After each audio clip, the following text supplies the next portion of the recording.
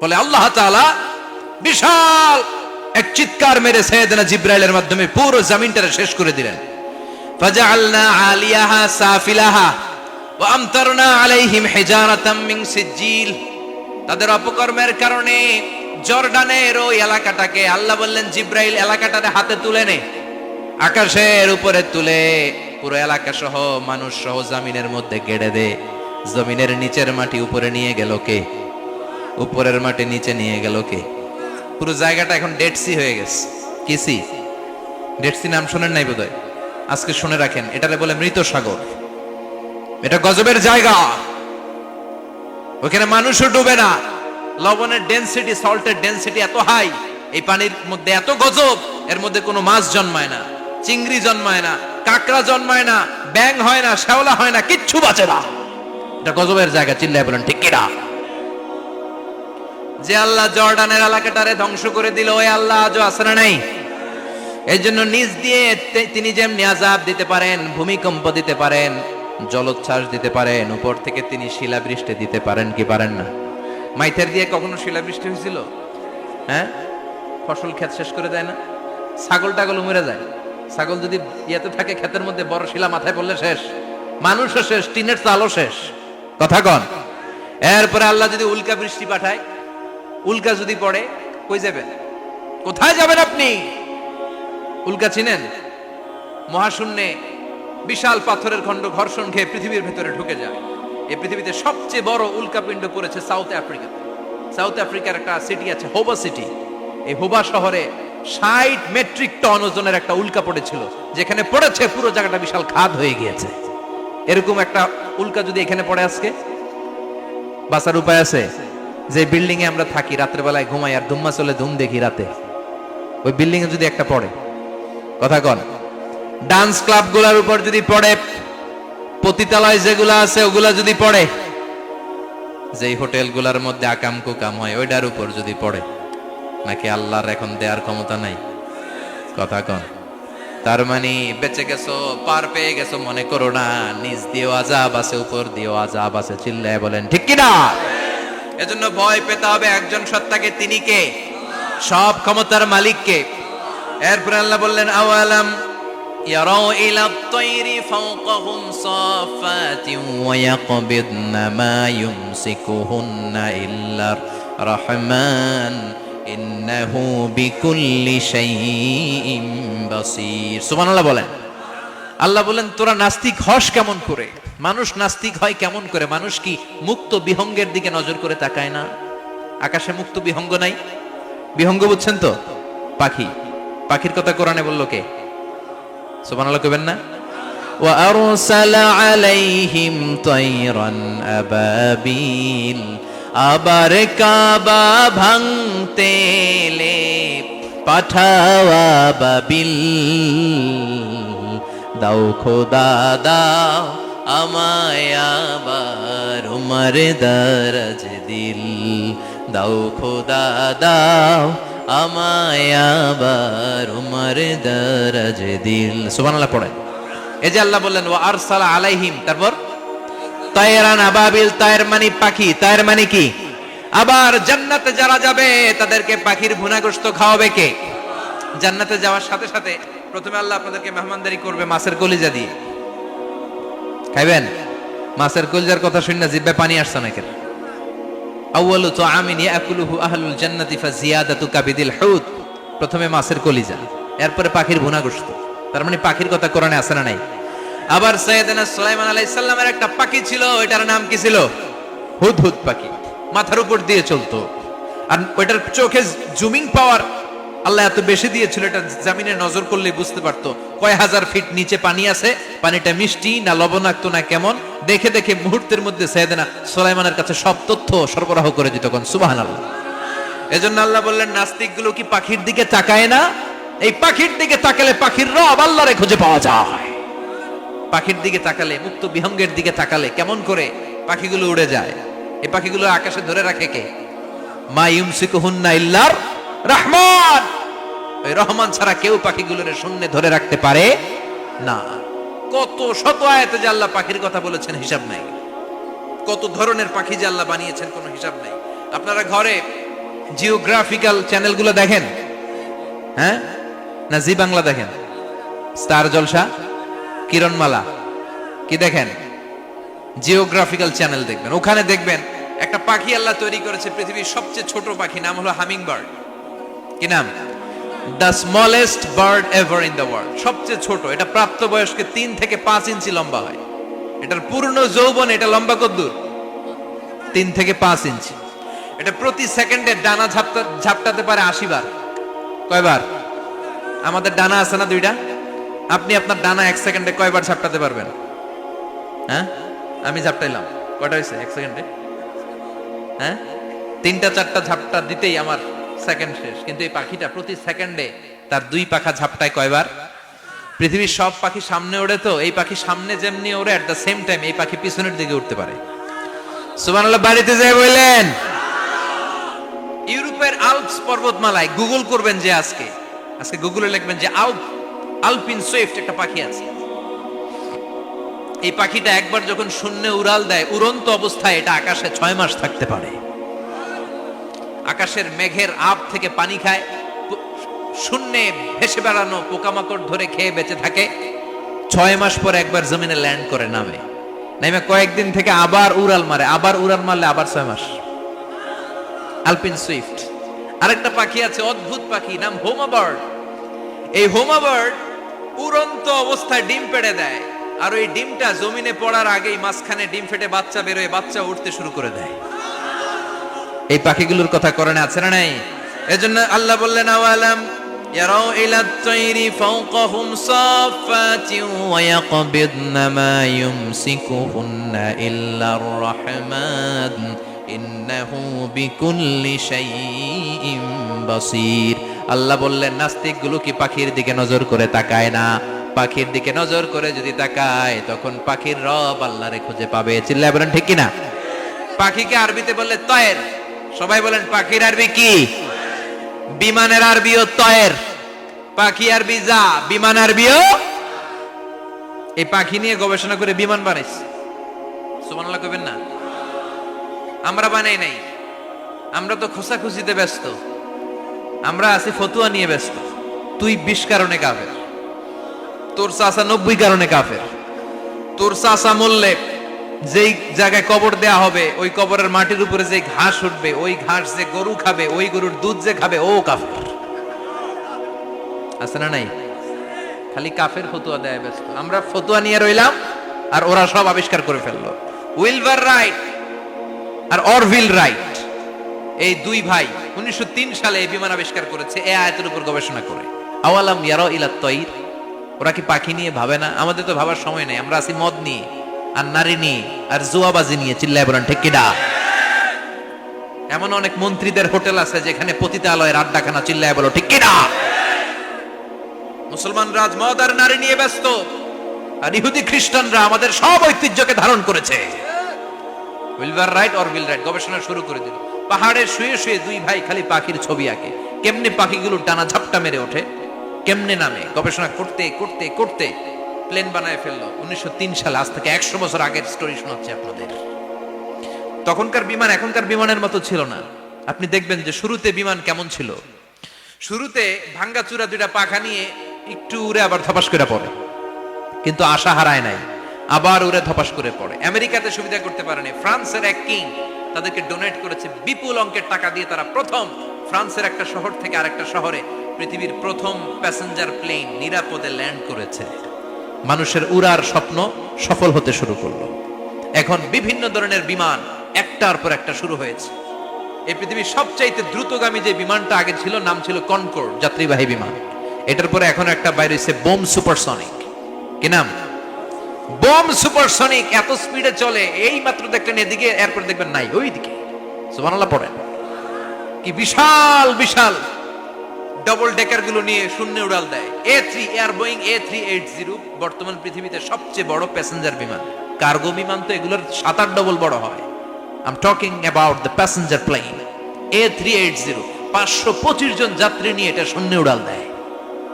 525 জন যাত্রী, cabin crew, pilot, বিমানের ওজন, খাবার দাবারের ওজন, ফুয়েলের ওজন, 525 জনের লাগেজ টাগেজের ওজন, এই সব নিয়ে শূন্যে উড়াল দেয়। সুবহানাল্লাহ কইবেন না? এই বিমান আবিষ্কারের আগ পর্যন্ত গোটা বিশ্বব্যাপী সব দেশে দেশে ছিল সেনাবাহিনী আর নৌবাহিনী। বিমান আবিষ্কার হওয়ার সাথে সাথেই শুরু হয়ে গেল বিমান বাহিনী, এয়ারফোর্স, মিলিটারি। এখন বোম সুপারসনিক বানায়, এখন ড্রোন হামলা করে, এখন মিসাইল হামলা করে, এখন স্যাটেলাইট পাঠায়। আমরাও পাঠাইছি। কি নাম? Bangabandhu satellite. We launching the Bangabandhu satellite channel last year. আমরা বঙ্গবন্ধু স্যাটেলাইটও পাঠাইছি উপরে। সবকিছু পাখির উপর গবেষণা করে হয়েছে। চিৎকার করে বলেন ঠিক কি না? এজন্য আল্লাহ ডেকে বললেন, গোলাম ওরা কি পাখির দিকে তাকায় না? পাখির দিকে যদি নজর করে একটিবার তাকাতো, নাস্তিক আর নাস্তিক থাকতে পারতো না।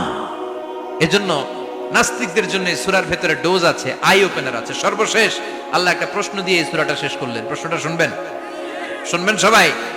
আল্লাহ বললেন, কুল আরাআইতুম ইন আসবাহা মাউকুম গাওরান ফামান ইয়াতিকুম বিমাইম মাইন। বলো দেখি সবে, শুকাইয়া যদি যায় এই পৃথিবীর পানি, তাহলে হেথায় তটনির ধারা কে দিবে সবারে আনি?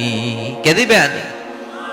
একদিন সকালবেলা ঘুম থেকে উঠছেন, টয়লেটে যাবেন, মুখ ধোবেন, স্কুলে যাবেন, অফিসে যাবেন, কাজে যাবেন, যায় দেখেন টিউবওয়েল চাপতেছেন, পানি নেই। ট্যাপ ছাড়লেন, পানি নাই। চোখের মধ্যে ময়লা, নাকে ময়লা। টয়লেটে যাবেন, পানি নাই। পুকুরে নাইমা দেখেন পানি নাই। বিশাল বিশাল মেশিন বসিয়ে মাটির নিচ থেকে ভূগর্ভস্থ পানি ওঠানোর চেষ্টা করলেন, একটা পানি নাই। এক ফোঁটা পানি গোটা বিশ্বে কোথাও নাই। কে দিব পানি আপনারে? পানি সম্পদ মন্ত্রী দিব, ডোনাল্ড ট্রাম্প দিব, শেখ হাসিনা দিবে? কেউ দিতে পারবে? এক ফোঁটা পানি বানানোর ক্ষমতা আমাদের নয়। ঠিক কিনা? পানির বৈজ্ঞানিক নাম হচ্ছে H2O। কি নাম? এই দেশে H2 নিয়ে কত কথা আছে না নাই? হাইড্রোজেনের দুইটা মলিকিউল, অক্সিজেনের একটা মলিকিউল। এই দুইটা গ্যাস, হাইড্রোজেন আর অক্সিজেন, দুই গ্যাস একসাথে মিলাইলে কি হয়? কথা বলেন। মিঠা নদীর পাহানি। সুবহানাল্লাহ পড়েন। আল্লাহ বললেন, ঘুম থেকে উঠে যদি দেখো পৃথিবীর সব পানিগুলো একেবারে পৃথিবীর নিচে চলে গেছে, কোন মাধ্যম দিয়ে এক ফোঁটা পানির জোগাড় আর বন্দোবস্ত করা যায় না, কে তোদেরকে পানি এনে দিবে? কথা কন। আল্লাহ ছাড়া এক ফোঁটা পানি এনে দেওয়ার মতো ক্ষমতা কারো আছে নাকি? আবার পানি থেকে পৃথিবীর সব কিছুরে বানালো কে? ওয়াজআলনা মিনাল মাই কুল্লা শাইইন হাই আফালা ইউমিনুন। আল্লাহ বললেন, পানি থেকে গোটা বিশ্বের সব আমি বানালাম। সব জীবিত জিনিস তৈরি হয়েছে পানি থেকে। এটা কোরআনের কথা। কার কথা? আর ১৫০০ বছর পর বিজ্ঞানীরা এখন বলছে পানি থেকেই সব প্রাণ এসেছে। সুবহানাল্লাহ পড়েন। বিজ্ঞানীদের রিসার্চে এসেছে পৃথিবীর সর্বপ্রথম যে প্রাণীটার উৎপত্তি, এটার নাম নাকি অ্যামিবা। কি নাম? It's a very small unicellular organism in the world. এককোষী শৈবাল অ্যামিবা এসেছে পানি থেকে, ওদের কথা। তারপরে এসেছে জুপ্লাঙ্কটন, ফাইটোপ্লাঙ্কটন, ব্যাকটেরিয়া প্লাঙ্কটন, একটার পর একটা ডেভেলপ করেছে। সব এসেছে পানি থেকে। পানি নাই তো কিচ্ছু নাই। পানি হচ্ছে প্রাণের ব্লুপ্রিন্ট। চিল্লায় বলেন ঠিক কিনা? পানির মধ্যে সব প্রাণের অস্তিত্ব রেখে দিয়েছে কে? আবার ফলের মধ্যে আল্লাহ পানি দিয়ে বললেন, আন্না সাবাবনাল মাআ সাব্বা। যেখানে যতটুকু পানির দরকার, রসের দরকার, সব রস দিল কে? ক্ষীরার ভিতরে পানি আছে না নাই? কলার ভিতরে, আপেলের ভিতরে, তরমুজ, তরমুজ তো পুরাই পানি। কথা কন। ডাবের ভিতরে কে দিল? নাকি আমনে বানাইছেন? কেউ বানাতে পারে? এই পানিগুলো দিল কে? আবার আল্লাহ বললেন, মারাজাল বাহরাইনি ইয়ালতাকিয়ানি বাইনাহুমা বারযাখুন লা ইয়াবগিয়ান ফাবিআইয়ি আলাই রাব্বিকুমা তুকাযযিবান। দুই দিকে সাগর বয়ে যায়, একদিকে এলো না পানি, একদিকে মিঠা পানি, একসাথে সাগরটা বয়ে যায়, কিন্তু মাঝখানে এমন ব্লকেজ, একটার পানি আর একটার সাথে মিশে না, আটকায় রাখলো কে? দেখছেন আপনারা কোথাও এটা? কই দেখছিলেন? গোয়ালন্দ, বুড়িগঙ্গার এখানে একসাথে পানি বয়ে যায়। এই জায়গায় পানি, এই জায়গায় পানি মিলে না,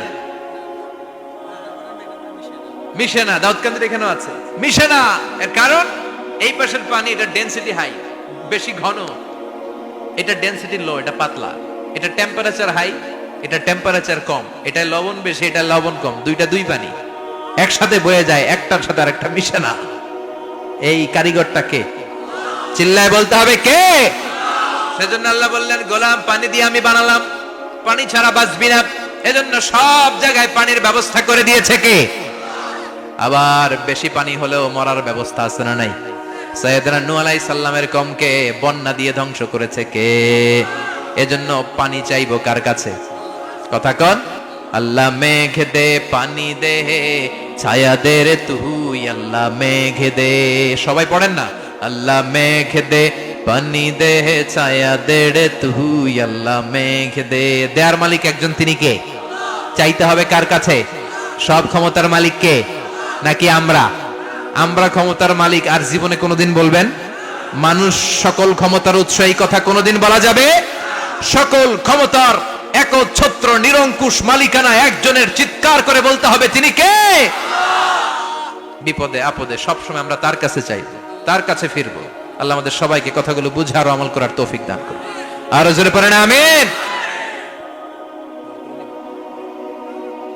যতগুলো কথা বললাম কোরআন সুন্নাহর আলোকে বলেছি, বানিয়ে কিছু বলি নাই। তারপরেও আমার মনের অজান্তে কোনো মিস ইনফরমেশন যদি আমার মুখ ফসকে বেরিয়ে যায়, সেগুলো যেন আল্লাহ তাআলা আপনাদের স্মৃতিপট থেকে মুছে দেয়। পড়েন আমিন। সত্য সুন্দর হকের পক্ষে যা বললাম তার সব যেন আল্লাহ আমাদের সবাইকে আমলের তৌফিক দান করে। আমরা পড়ি আমিন, আল্লাহুম্মা আমিন। ইয়া রাব্বি লাকাল হামদু কামা ইয়ানবাগি লিজালালি ওয়াজহিকা ওয়া আযীমি সুলতানিক, লাকাল হামদু বিল ঈমান, লাকাল হামদু বিল ইসলাম, লাকাল হামদু বিল কুরআন। আল্লাহুম্মা জাআল, আল্লাহর আদেশে দেহে ঢুকে আল্লাহর আদেশে বের হয়ে যায়, ঠিক কি না? এই যে ছোট্ট বাচ্চাটার দেহের ভিতরে যে রূহ ঢুকলো, কে দিল? 120 দিনের আগে মানব শিশুর দেহের ভিতরে কিন্তু রূহের ফুৎকার হয় না। সহিহ বুখারীর বর্ণনা 40 40 40, 340 কত? কথা বলেন। প্রথম 40 থাকে নুতফা, তারপরের 40 হয় আলাকা, তারপরের 40 হয় মুদগা, sperm drop, blood clot and then the little flash। ছোট্ট নাপাক পানি ছিলাম, শুক্রাণু ছিলাম আমরা। কি ছিলাম? শুক্রও ছিলাম না, শুক্রাণু, শুক্রের অণু। এক ফোঁটা শুক্রের মধ্যে 20 কোটি অণু থাকে, ওই 20 কোটির একটা ছিলাম আমি আর আপনি। সুবহানাল্লাহ, বাড়িতে গিয়ে বললেন।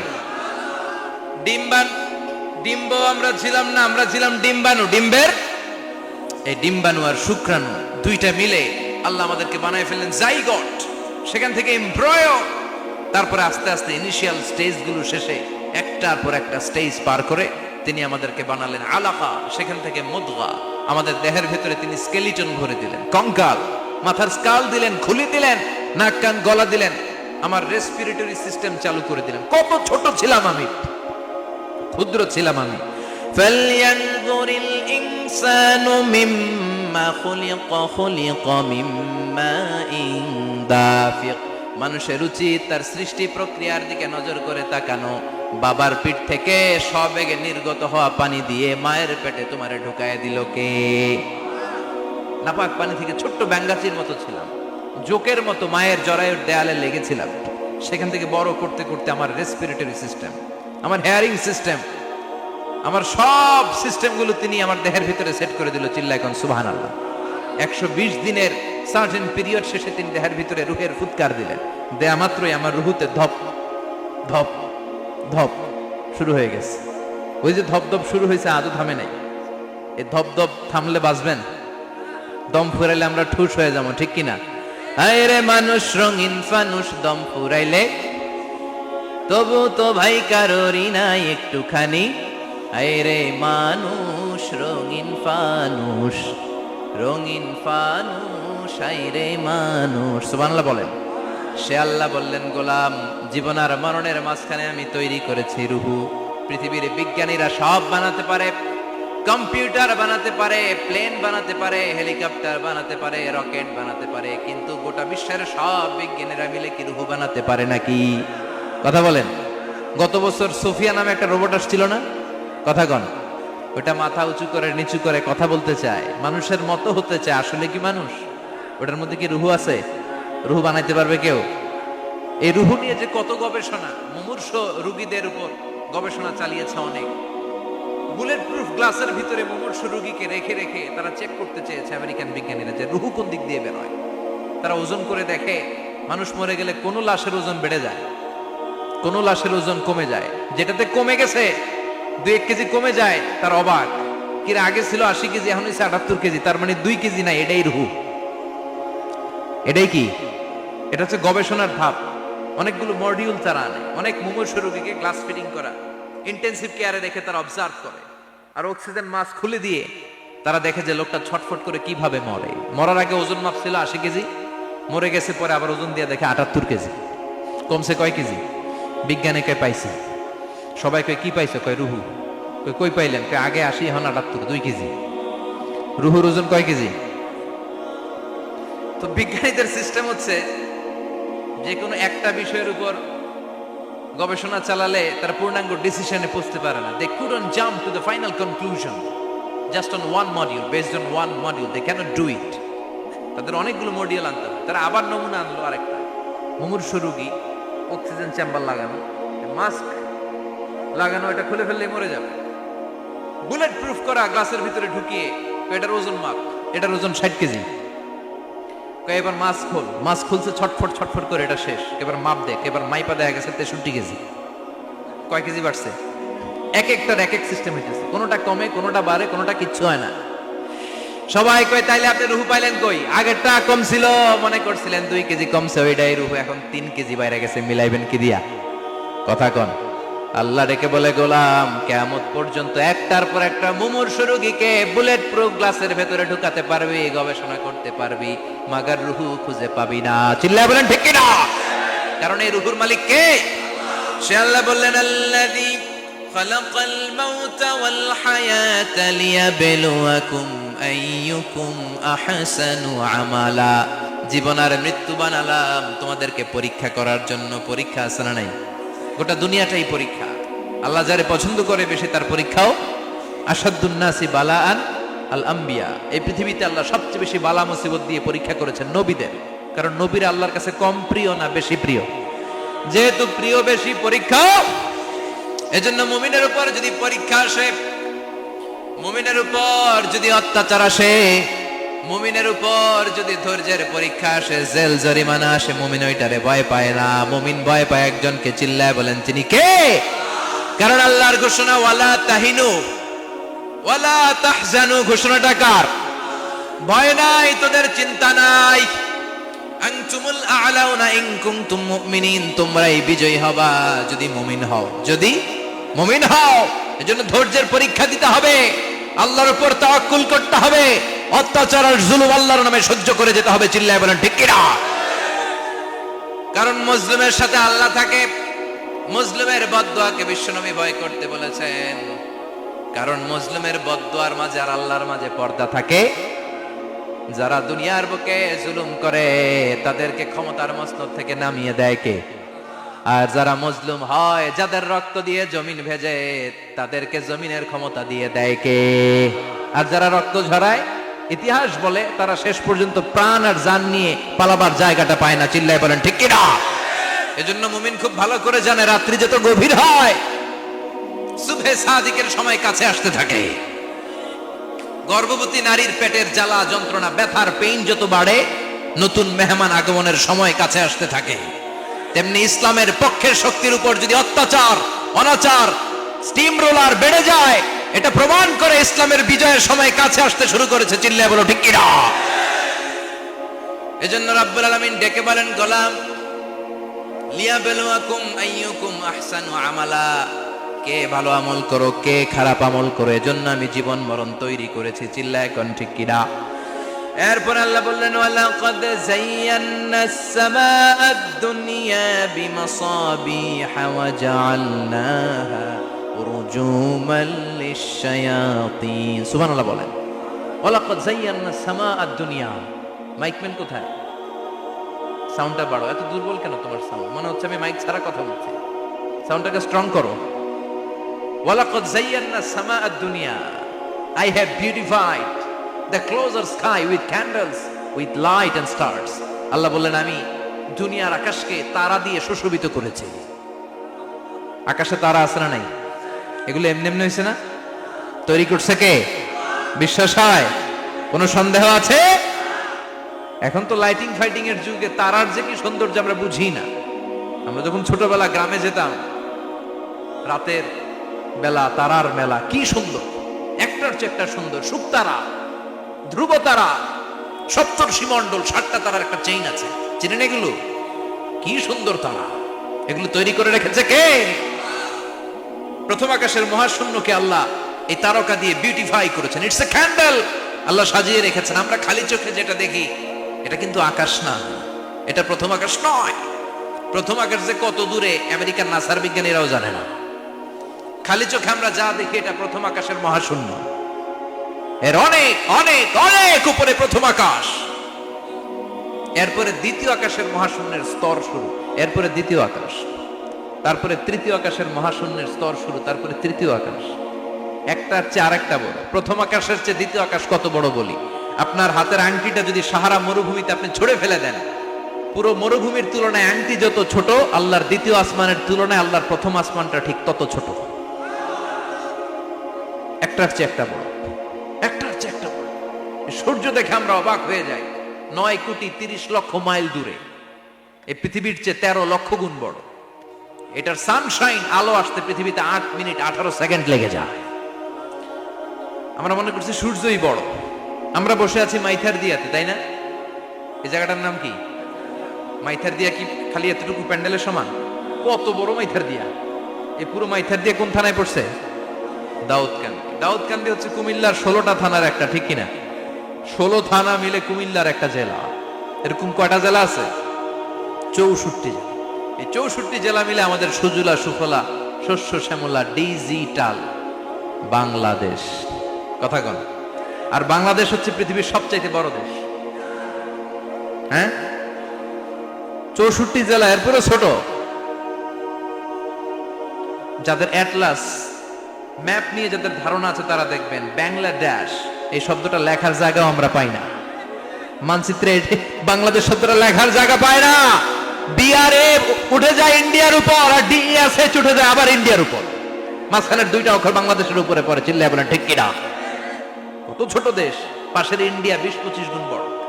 ইউরোপ আমেরিকার অনেক দেশ আছে, আমেরিকায় বাংলাদেশের চেয়ে 100 গুণ বড়। কানাডা কয়েকশো গুণ বড়, রাশিয়া কয়েকশো গুণ বড়। এরকম প্রায় 200 দেশ নিয়ে পৃথিবীর স্থলভাগ, আর 70% হচ্ছে শুধু পানি। এই সব মিলে আমাদের এই পৃথিবী। আর এত বড় পৃথিবীর চেয়েও নাকি সূর্য 13 লক্ষ গুণ বড়। তার মানে সূর্যই বড় না, সূর্যের চেয়ে অনেক বড় তারা আছে। সূর্যের পরে পৃথিবীর সবচেয়ে কাছের যে তারা বা স্টার, ওটার নাম হচ্ছে প্রক্সিমা সেন্ট্রাই। নাম কি? প্রক্সিমা সেন্ট্রাই। এরপরে আলফা সেন্ট্রাই এ, আলফা সেন্ট্রাই বি, ইটা ক্যারিনা, বেটেলজিউস, এরকম একটার পর একটা তারা। যেই সূর্য পৃথিবীর চেয়ে 13 লক্ষ গুণ বড়, বেটেলজিউস নামে একটা তারা আছে, ওটা সূর্যের চেয়ে 33 কোটি গুণ বড়। তার মানে কি বেটেলজিউসই সবচেয়ে বড় না? ছোট্ট একটা তারা। এই বেটেলজিউসকে খেয়ে ফেলাইতে পারে এরকম 1000 কোটি গুণ বড় সাইজের তারা আছে না নাই? এরকম কয়েক বিলিয়ন তারা নিয়ে আমাদের গ্যালাক্সি গঠিত। আমাদের গ্যালাক্সি, এটার নাম মিল্কি ওয়ে। এটার নাম কি? আমাদের গ্যালাক্সি। এই গ্যালাক্সিতে আমাদের অবস্থান। এরকম কত হাজার কোটি গ্যালাক্সি আছে আমেরিকার নাসার বিজ্ঞানীরাও জানে না। আমাদের গ্যালাক্সির সবচেয়ে কাছের যে গ্যালাক্সি, ওই গ্যালাক্সিটার নাম হচ্ছে অ্যান্ড্রোমেডা। কি নাম? অ্যান্ড্রোমেডা। আমাদের গ্যালাক্সি থেকে কেউ যদি কাছের গ্যালাক্সি অ্যান্ড্রোমেডাতে যেতে চায়, তার 2.5 মিলিয়ন লাইট ইয়ার্স সময় লেগে যাবে। কথাটা কঠিন হয়ে গেছে, আমি ভেঙে বলি, তারপরে সুবহানাল্লাহ কইবেন। আমাদের গ্যালাক্সির নাম মিল্কি ওয়ে। মিল্কি ওয়ে থেকে যদি কেউ অ্যান্ড্রোমেডাতে যেতে যায়, কত সময় লাগবে? 2.5 million light year. Light year মানে আলোকবর্ষ। আলোর গতিতে যদি ছোটা যায়, 2.5 মিলিয়ন মানে হচ্ছে প্রায় 25 লক্ষ। তাহলে পৃথিবীতে সবচেয়ে দ্রুতগামী যে বিষয়টা আবিষ্কৃত হয়েছে সেটা হচ্ছে আলো। এই যে লাইট মারলে যে ছোটে, এই লাইট প্রতি সেকেন্ডে 1,86,000 মাইল বেগে ছুটতে পারে। 1 মিনিটে না, 1 ঘন্টা না, 1 মিনিটে না, 1 সেকেন্ডে আলো চলে যায় কয় mile? 1,86,000। Could you imagine that? আপনি কল্পনা করতে পারেন? হয়তো মাথা নাড়াইতেছেন। এটা কি কল্পনা করা যাবে? আমার তো তার ছিঁড়ে যাচ্ছে। এক সেকেন্ডে নাকি আলো ছুটে 1,86,000 মাইল বেগে। এক সেকেন্ড শব্দ কইতে তো 2 সেকেন্ড লাগে, কথা কোন? এর মধ্যে আলো চলে গেছে 1,86,000 মাইল। তো কোন রকেট যদি আপনি পান, যে রকেট দিয়ে সেকেন্ডে 1,86,000 মাইল বেগে রকেটটা ছুটবে প্রতি সেকেন্ডে, খেয়াল করেন, ঘন্টায় না, মিনিটে না, কিসে? সেকেন্ডে। যে রকেটটা সেকেন্ডে 1,86,000 মাইল বেগে ছুটবে, ওই রকেটটা দিয়ে আমাদের গ্যালাক্সি থেকে আমাদের পাশের গ্যালাক্সি অ্যান্ড্রোমেডাতে পৌঁছতে আপনার 25 লক্ষ বছর লেগে যাবে। সুবহানাল্লাহ বাড়িতে গিয়ে বললেন। এরকম বিশাল বিশাল তারা দিয়ে আমাদের আকাশটারে বিউটিফাই করেছে কে? এজন্য আল্লাহ বললেন, ওয়ালাকাদ যায়্যানাস সামাআদ দুনিয়া বিমাসাবিহা ওয়া জাআলনাহা রুজুমান লিশ-শায়াতিন। আমি এই দুনিয়ার আকাশটারে সুন্দর সুন্দর তারকারাজি লাইটের মতো সেটিং করে সুশোভিত করেছি, আবার এই তারকা দিয়ে আমি শয়তানদেরকে প্রহারও করেছি। সুবহানাল্লাহ। শয়তানদেরকে আল্লাহ তারা মেরে আঘাত করে, সুবহানাল্লাহ বলেন। এরপরে এই সূরার প্রথম রুকুর শেষে আল্লাহ বললেন, ওয়াসিররু কাওলাকুম আও ইজহারু বিহি ইন্নাহু আলিমুম বিযাতিস সুদূর আলা ইয়ালামু মান খালাকা ওয়া হুয়াল লাতীফুল খাবীর। আল্লাহ বললেন, ওয়াসিররু কাওলাকুম, তোমরা যদি গোপনে কথা বলো, আও ইজহারু বিহি, কিংবা স্পষ্ট করে বলো, সব শুনে কে? আপনি যেমনি বলেন শুনবে কে? বলেনই নাই, শুধু মনে মনে ভাবছেন, শুনবে কে? সুবহানাল্লাহ কইবেন না? সাত আকাশের উপরে, আরশের উপরে তার অবস্থান, সাত জমিনের নিচে কোন গোপনতম প্রকোষ্ঠে, কোন ছোট্ট বাক্সের ভেতরে যদি কোনো পিঁপড়া, পিপিলিকা নীরবে হেঁটে যায়, আল্লাহ বলে আমি ওই পিঁপড়ার হেঁটে চলার পায়ের আওয়াজটাও শুনতে পাই। এজন্য কেউ যেটা শোনে না, শোনে কে? এরপর আল্লাহ বললেন, হুয়াল্লাযী জাআলা লাকুমুল আরদা যালুলান ফামশু ফি মানাকিবিহা ওয়া কুলু মির রিজকি ওয়া ইলাইহিন নুশুর। সুবহানাল্লাহ বলেন। আল্লাহ ডেকে বললেন, গোলাম, তোমাদের জন্য জমিনটারে আমি বিছানা বানিয়েছি। আল্লাযী জাআলা লাকুমুল আরদা ফিরাশা, জমিনটারে বিছানা বানিয়েছে কে? এই বিছানার মতো সমতল জমিন দিয়ে তোমরা হেঁটে বেড়াও, চলে বেড়াও, হেলে দুলে পড়ার সুযোগ নাই, ঠিক কিনা? এই যে মাইথার দিয়ে আর আজকের যে ময়দান, এটা যদি বিছানার মতো সমান না হইতো বসতে পারতেন? কথা কন। এই ময়দানের প্যান্ডেলের এদিক দিয়ে উঁচা, এদিক দিয়ে গর্ত, এদিক দিয়ে নিচা, এদিক দিয়ে খাড়া, কেমন হইতো? কথা কন। কেউ আমারে দেখতো, কেউ দেখতো না, কেউ দাঁড়াইয়া, কেউ বইসা, আছে না নাই? কিন্তু জমিনটারে সমতল বানালো কে? আপনি যদি বিমান থেকে যদি আপনি দেখেন, বিমানের গ্লাস দিয়ে, জানলা দিয়ে যদি আপনি নিচের দিকে তাকান, আপনি দেখবেন মনে হবে পুরো জমিনটাকে আল্লাহ সবুজ কার্পেট দিয়ে কার্পেটিং করে রেখেছে। এই সৌন্দর্য দিয়েছে কে? আবার রব্বুল আলামিন বলেন, জমিনটারে সমান দেখে, কার্পেটিং দেখে মনে করো না তোমরা বেঁচে গিয়েছো। আমার দেয়া বিধান আমার জমিনে যদি কায়েম করতে না পারো, এই কার্পেটিং করা জমিনের ভেতরে আযাব আছে না নাই? এই পুরো জমিনের ভেতরে আছে আগুন আর আগুন। আগ্নেয়গিরির অগ্নুৎপাত জ্বালামুখে বিস্ফোরণ করে দিয়ে গোটা বিশ্বটারে মুহূর্তে মেসাকার করে দিতে পারে কে? এজন্য আল্লাহ ডেকে বললেন, গোলাম, আমিনতুম মান ফিস সামাই আন ইয়াখসিফা বিকুমুল আরদা ফাইযা হিয়া তামুর। তোমরা কি ভেবেছো নাকি বেঁচে যাবা? আমি চাইলেই পুরো জমিনটারে কাঁপিয়ে দিতে পারি। আন ইয়াখসিফা বিকুমুল আরদ, খাসাফ মানে ল্যান্ডস্লাইড। খাসাফ মানে কি? ল্যান্ডস্লাইড, ভূমিধস, ভূকম্পন, আর্থকোয়েক, আছে না নাই? বাংলাদেশে তো ভূমিকম্প হয় না, না? টের পাইছেন? মাঝে মাঝে মাঝরাতে হয় না? 3টার দিকে নিজেই দৌড় দিব না বাচ্চারা লইয়া দৌড় দিব, লুঙ্গি পইরা দৌড় দিব না লুঙ্গি ছাড়া দৌড়াম, কথা কম। এই ভূমিকম্প আছে না নাই? আল্লাহ বলে, মনে করো না জমিনটা সমতল, কার্পেটিং করে দিয়েছি, এই কার্পেটিং এর ভিতরেও আগুনের দলা আছে না নাই? আবার আল্লাহ বললেন, আমিনতুম মান ফিস সামাই আন ইউরসিলা আলাইকুম হাসিবা। নিচে যেমনি কার্পেটিং করা জমিনের ভেতরে অগ্নুৎপাত রেখে দিয়েছি, মাথার উপর থেকে আযাব দেওয়ার সুযোগ আছে না নাই? চাইলে আল্লাহ অগ্নি বৃষ্টি দিতে পারে, আগুন বৃষ্টি দিতে পারে, ঠান্ডার বজ্রপাত দিতে পারে।